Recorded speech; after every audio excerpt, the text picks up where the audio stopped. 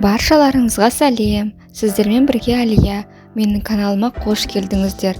Бүгін міне осындай жұмсақ болып шығатын сүзбелі булочки жасайық. Өте дәмді, жұмсақ болып шығады. Сіздер де менімен бірге дайындап көріңіздер. Менің каналыма тіркеліп қоюды ұмытпаңыздар. Ал біз енді бастайық. Қамырдың құрамына бізге жылы сүт қажет. Одан кейін 2 чайная ложка дрожжи қажет.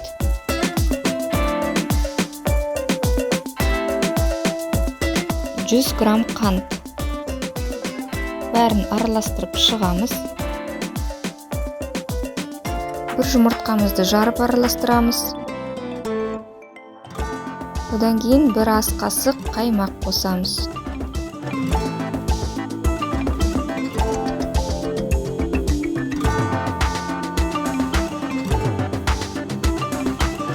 Ерітілген сары майымыз 100 грамм. Оның кішкене бөлігін біздің қамырға жағу үшін қажет болады, соған қалдырамыз. Барлығын жақсылап тұрып араластырып, иеліктен өткізілген ұнымызды қосамыз. Ұн 800 грамм қажет болады, бірақ плюс-минус енді өзіңіздің қамырыңызға қарайсыз.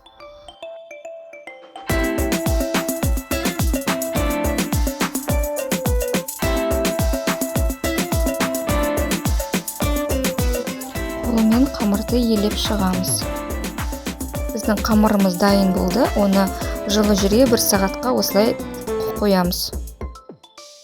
Так, ал енді начинкаға көшейік. Начинкаға бізге керек 400 грамм творог.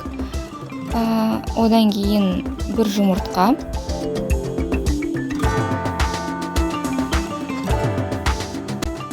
$200 грамм қант және 2 ас қасық қаймақ қажет. Барлығын жақсылап тұрып араластырып шығамыз. Егер де сізде творог анандай зернисті болса, оны блендермен өткізіп аласыз, жұмсақ болатындай.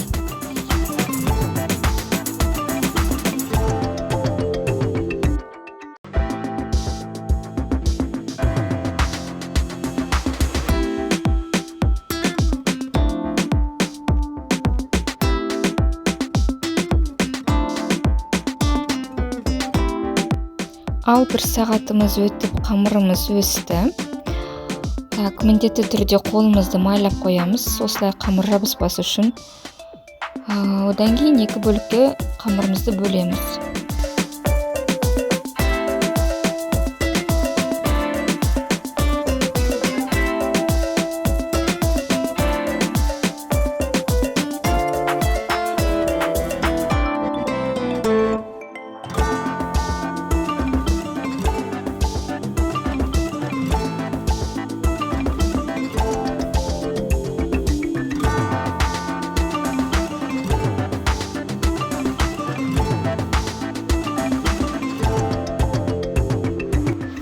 Оқтаумен қамырымызды жайып, осы жаңағы майымызды үстінен жағып қоямыз.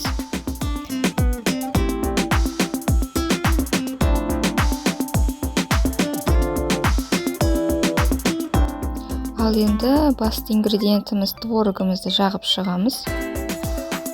Көп салудың қажеті жоқ, өйткені сыртқа шығып кетуі мүмкін.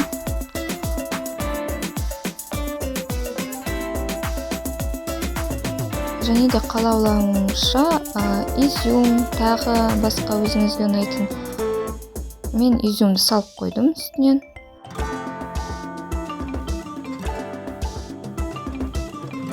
Видеодағыдай сияқты қамырымызды айналдырып шығамыз, жақсылап тұрып қысып.